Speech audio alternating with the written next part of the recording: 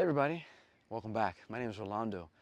I'm one of the farmers here at Uchee Pines Institution, and today we're going to be talking about composting.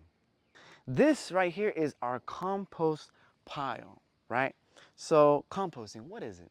Basically, it's a breakdown of organic matter composed of something called browns and greens. So what are the greens in the compost? So your greens are your things such as kitchen scraps, right? Your leftover greens. It could be also greens, your more living material, right? So take a look here and you'll see some greens actually that we didn't need and we kind of threw in our compost. And as you can see, some of the greens here have grown up. So see, these are your examples of greens, right? You know, it could be carrots, it could be fruits, it could be vegetables, things that, your kitchen scrap waste. So now the other thing is your browns. So what are browns in your compost? So browns are things such as like grass clippings. These can be like your browns, cardboard, wood chips, soft woods, like soft bark. Those are your browns. Now your browns are also called carbon. So in your compost, you need carbon, which is your browns, and you need nitrogen, which are your greens. Why do you need both of them?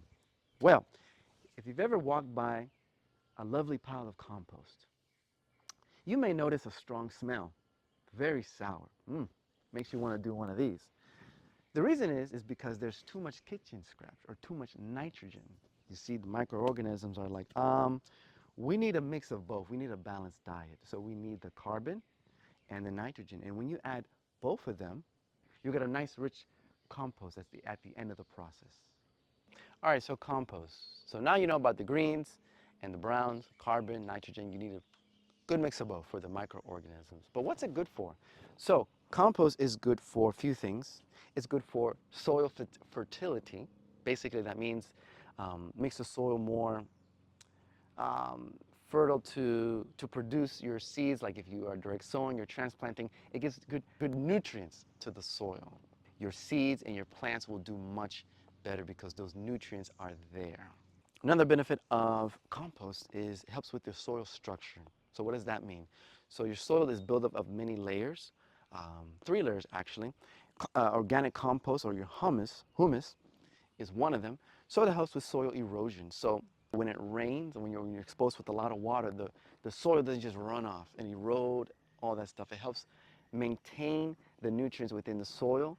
Alrighty, so this is our compost area right here. As you can see, all this hay and all these things growing. This is our compost bin, so to speak, an outdoor compost bin. So let me just show you. I want to show you what it looks like. Now this has been breaking down for about 6 months now, about 6 months. And as you're adding more browns and greens, remember about the browns and greens, as you're adding more browns and greens to your compost, you want to do a few things. One of the things you want to do is you want to make sure, look at this, this is so beautiful. You want to make sure you take time to turn your compost. You can do once a week, every day would be good because you want an aerobic environment. What does that mean? Essentially, it just means you want oxygen in your compost. You want oxygen to flow through. So it's good to take something like just a pitchfork, a regular garden fork. You can find it at your local hardware store, like Home Depot or Lowe's, tractor shed. You take it and you just want to turn it just like this.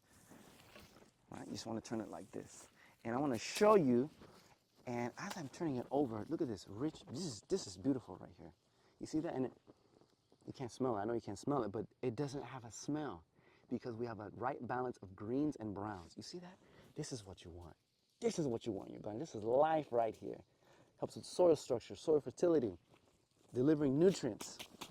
We can leave it and it'll break down even more, but it'll get to a point though where it becomes stable.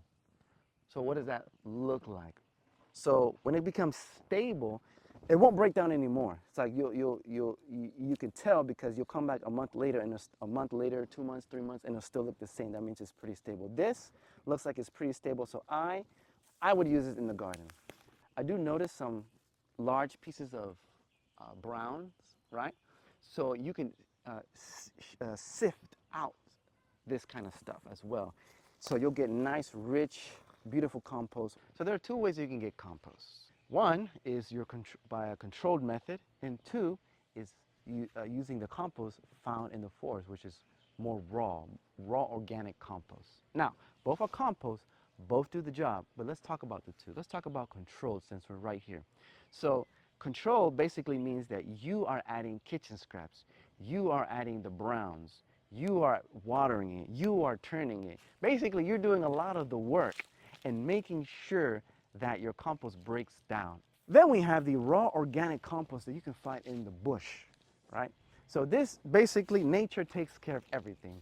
There's no turning, there's no adding this, adding that, because your greens and your browns, they come from living matter, things that die in the forest, the leaves that fall, the trees that fall over, and everything is done naturally. Typically, it takes a lot longer, but you don't have to do anything. You can go to the forest and pick it up. I want to fall over here. Let's see.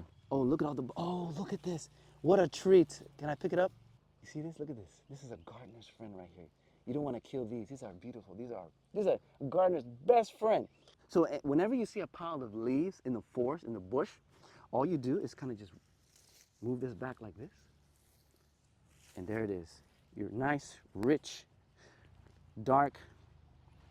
There's a lot of roots here, so that's one disadvantage. And there it could be weeds as well, so that's another disadvantage. So, but here's what it looks like. See here? This is some natural bark, and this is all God's doing. We didn't do anything here. You see? So you can use this in your garden as well. So those are the two different types of ways that you can obtain compost in your garden. So everyone, this has been another episode here at Uchee Pines Farm. Again, my name is Rolando. I'll see you on the next one.